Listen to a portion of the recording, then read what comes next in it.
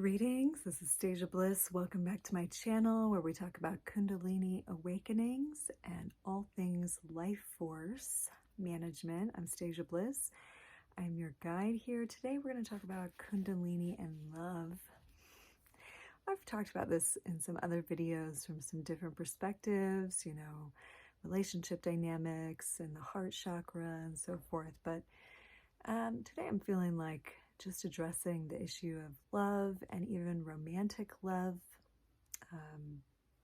Romantic love is something we all think is normal. Hollywood movies really lead us into this, but romantic love does come usually with some fantasy attached and some attachment, some dreamy stuff. That doesn't mean you can't have it. That doesn't mean it's not fun and so forth, but it is a more playful, part of love. As you deepen into the experience of love, then you experience different nuances and different aspects of it, right? So that's similar to Kundalini. So the idea, the notion we have of spiritual awakening, we can sort of have this romantic notion where we're like, I want to be a spiritual being, I want to know all these things, and we have this sense that it's going to be so dreamy, right? Just like with love, Kundalini and love are very similar. And then we go towards these things. Somewhere way back in my videos, I did a Halloween, a sew-in special where I told the story of Skeleton Woman. It's very applicable to both Kundalini awakenings and love.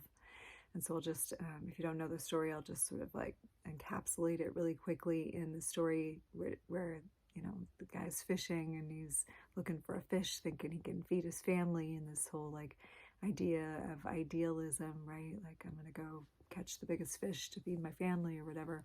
And this is how we go out on quests for love, right? We're going to go catch the best fish in the ocean. But the story is preceded by this tale of the father, this is an old Scandinavian tale, cutting off the hands of his daughter. Something really bad happened.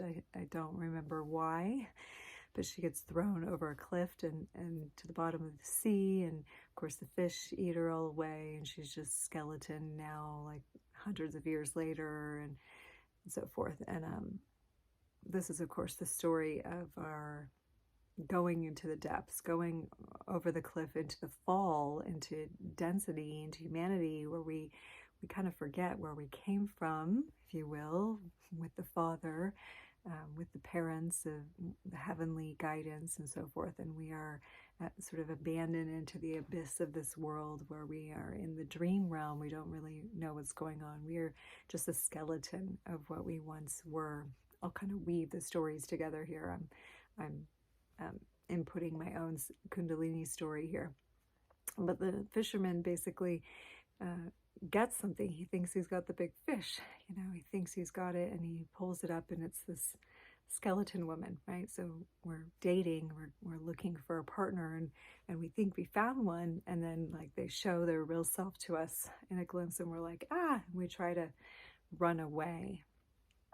Kundalini too, like when the awakening happens, when we start having these spiritual experiences, at first it can seem really exciting, and then the anxiety sets in, or the terror sets in, or the restlessness, or the insomnia, or the depression, and we want to run away from it. And that's why I have so many views on my video, Kundalini awakenings, can you stop them? Because you really can't stop it once it begins. So with love as well, once love, and love finds you, right? You don't find love, and it might not be where you thought you wanted it to be, but alas, it's there, right? So when love finds you, you might try to escape it and run away, but there is no escaping love. Like, it may not show up in the form that you want, but love is a journey of learning to embrace a whole person, the wholeness of another human in all of their so-called ugliness and, to the bones, right? And that's why I love the story of Skeleton Woman, because the skeleton is attached to the string and follows him all the way back into his hut, that he crawls into, which is symbolic of going back into the womb, going back into that pre-birth kind of place with her. Anyway, when he finds out that she's followed him back in there because she's attached to the string and he's confronted with the bones, at first he's scared, and then he starts to feel like bad for her and compassion for her because she's like all tangled in seaweed and bones and everything, and he starts to untangle her. This is love, right? When you really start to realize that you're dealing with another human, then we can see where the wounds are, and the compassionate heart begins to open as we assist one another, and we're there for the wound healing. Well, Kundalini awakening is similar.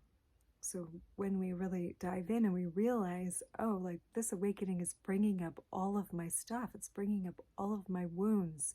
It's making me feel even more inadequate than I was. Like, how is this a spiritual awakening? But it invokes compassion, not only for yourself in that process, but for every other human that's going through it.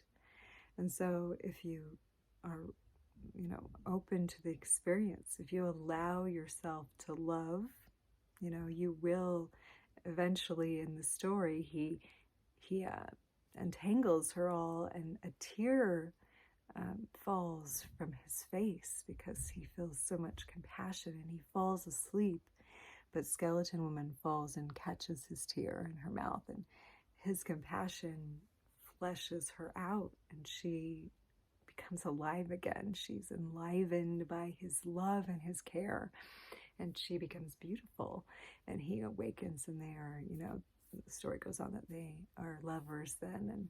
And anyway, so Kundalini also, like when we can endure what is sometimes the difficult unveiling of the deeper nature, right? That before Kundalini awakening, we might think that we're doing all right. Maybe we have some problems. Maybe we're curious about spirituality, or maybe we've gotten into it through yoga or meditation or whatever, and we crave something more. It's like, knowing there's something more out there, and then we begin to breach into that subject, and we begin to study, or we begin to meditate, or we pull cards, or we get into crystals, or however we get into this journey. Those things all are invoking the awakening process. Like, we cannot escape. It's part of being human. It's part of our evolutionary journey. It's part of maturation, that at some point we breach into the spiritual self.